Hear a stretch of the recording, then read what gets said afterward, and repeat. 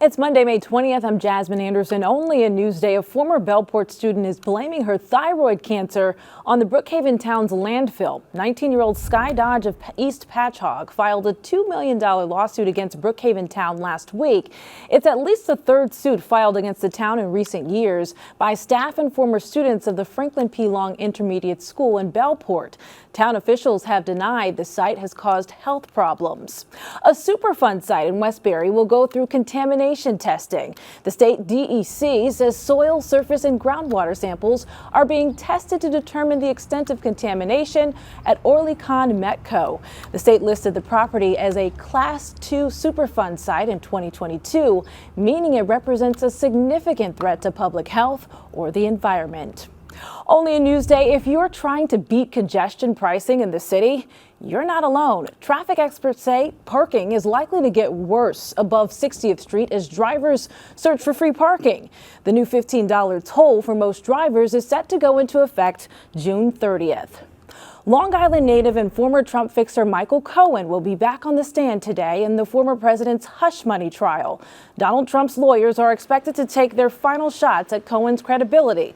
Cohen facilitated $130,000 in payments to adult film actress Stormy Daniels ahead of the 2016 election. It remains to be seen whether Trump will take the stand in his own defense. A major renovation is being planned at the Hampton Library in Bridgehampton. The upgrade would include refurbishing the children's room, expanding the adult reading room, and doubling the literacy program. We regularly have to turn away library users from some programs because we don't have space to fit everyone. So although this renovation is not an expansion, we are not going beyond our current footprint, we are finding creative ways to utilize our space. This is a $1.9 million project. The library officials have raised $400,000 and are seeking donations for the rest of the funds needed. They hope the renovation can begin this year. Your money now. Voters in 6 Long Island school districts are weighing whether to pierce the state tax cap tomorrow. Sherry Einhorn has a story you'll see only in Newsday. On Super Tuesday, taxpayers in 6 Long Island districts will be voting for school budgets that pierce the state tax cap. They include Amagansett, East Hampton, Sachem, Springs, Port Washington, and West Babylon. Usually does not work. Bob Vecchio is the executive director of the Nassau-Suffolk School Boards Association. When a district makes that decision, you know that the Board of Education has really contemplated about taking that next step to say, okay, we need a supermajority to approve our budget, because if it doesn't get approved, then it goes to a zero. And a zero increase of their budget would be Armageddon for a lot of districts. In West Babylon, the superintendent says the current budget includes more than $2 million in reductions, and that the decision to pierce the cap was made in order to maintain our exceptional K-12 academic programs, career and tech opportunities, and our co-curricular student opportunities, while having to meet the rising costs related to student service needs, as well as increases in transportation and health insurance expenses. Fred Gorman has been advocating for taxpayer relief for more than 20 years. He lives in the Sachem district, which is proposing a tax levy increase of 4.87%. I'm not going to let them break the cap, because if they break the cap this year, I got to worry about it for the rest of my life. I want to go back to not thinking about school districts. I'm 80 years old. Other districts are putting up budgets that stay below the tax cap, but also add programming. You guys are good. Starting next year, students here in Levittown will be required to pass a new financial literacy course to graduate. It's not just making sure that we have the money for the staffing this year, it's making sure we have it for the foreseeable future, because it's going to be a requirement. The last thing we really want to do is introduce a new program that's really exciting and kids like, and then have to cut it because of budget issues. School budget votes are on Tuesday. In Levittown, I'm Sherry Einhorn for Newsday TV.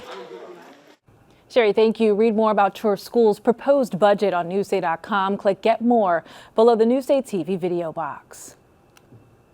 Newsday Sports is brought to you by King O'Rourke Automotive Group. A disappointing end to the Knicks season. Jamie Stewart and Steve Popper take a look at what's next for the team. The Knicks had the will, they had the heart, but they simply did not have the health. OG Anunoby tried, so did Josh Hart. But in the Knicks' first Game 7 here at the Garden in 29 years, the Indiana Pacers were too much. They shot an NBA playoff record 67% from the field and ended the Knicks season Sunday at the Garden. A lot of teams, I think, would have folded. They didn't. Like, we took the hit with Mitch, and then, then you add in Julius and OG, your starting front line, and then Bogey goes out. So and it was hit after hit, but these guys never folded.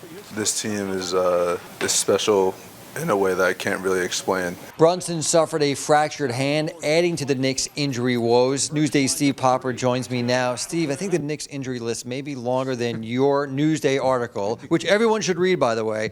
What's your takeaways from Game 7? It's crazy. Look, you got to give this team credit for all they fought through this year. Not just today. I mean, Julius Randle, Mitch Rock, we could go through the list of injuries.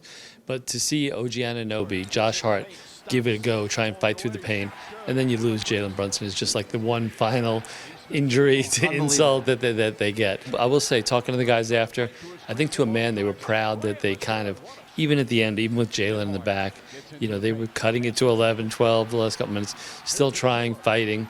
You got to give credit to the Indiana Pacers. They fought back from down 2 games to none, 3 games to 2. To me, what I would take away from this is the fight that the team had. It was a great series, no doubt. Let's look ahead for a second. The Knicks have some interesting decisions to make, some big-name free agents, Anunoby, Hartenstein, your thoughts? Well, I think the Anunoby one, obviously when they made the deal, they know unrestricted free agent. I think the intention all along is they're going to pay him what it takes. He's going to be a part of this. They were 15-2 with him and Randall in the lineup together. I think the bigger questions are, there's a limit to what they can pay Isaiah Hartenstein. He's proved to be a huge, valuable piece here. Could he get more money and opt for a bigger deal, longer deal somewhere else? I think they're going to do everything they can to keep him here. I think they're going to try and keep this team intact. I think if you look at what we talk about the injuries, this team can only think right now as if we were whole, if we were healthy, what if it could have been. And I think that's the way the tack you're going to take here is let's bring this back as close to this unit as we can. All right, Steve, thanks a lot. Thanks for all your great work all year round. The Knicks season ends 130-109, Game 7 at the Garden. For Newsday TV, I'm Jamie Stewart. Not the outcome we wished for, but we're hoping they all recover, especially from all those injuries. Thank you, guys. Read more about the Knicks on Newsday.com. Click Get More below the Newsday TV video box.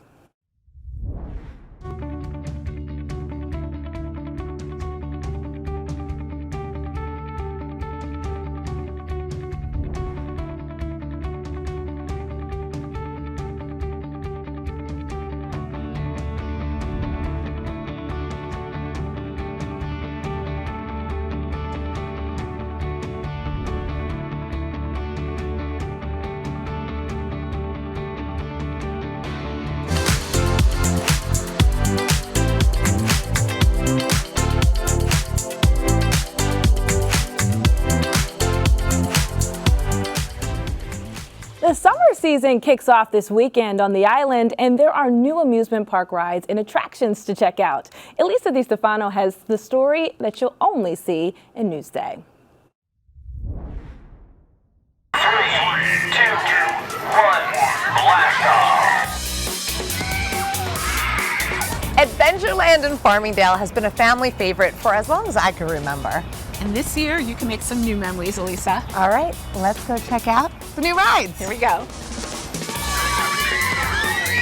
Here it is, Moon Chaser. This ride is the first year of a 5-year expansion that's going to be going on in this whole area in the back of the park where the flume used to be. Yep, I remember it. Yep. So the Moon Chaser is a little crazy. It goes upside down. It's the only ride in the park that makes you go upside down. And while you're upside down, you spin around like you're a rotisserie chicken.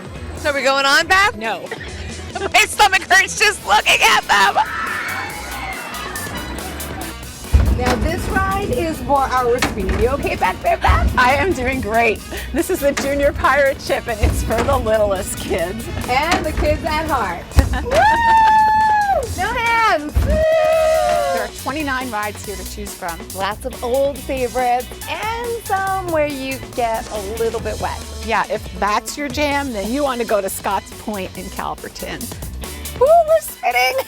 These are the bumper boats, one of the new additions here at Scotts Point, along with... This is the 2-acre inflatable obstacle course where you can slide, you can climb, and you can swing, and if you fall, you're in the drink. Which is why we are in the boat, because that water is still a little bit cold.